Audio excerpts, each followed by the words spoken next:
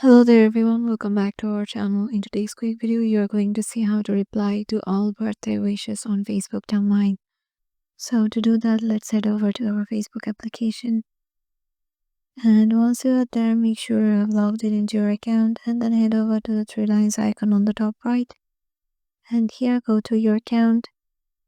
And if you have several friends on your account and they have wished you happy birthday like a status on your account, you'll be able to see it as a post right here. And here, if you want to reply to the wishes, you have to go to the comment section and reply with a thanks and tap on the send button and it will be posted. There is no shortcut method of just making it all together, so you have to do it one by one.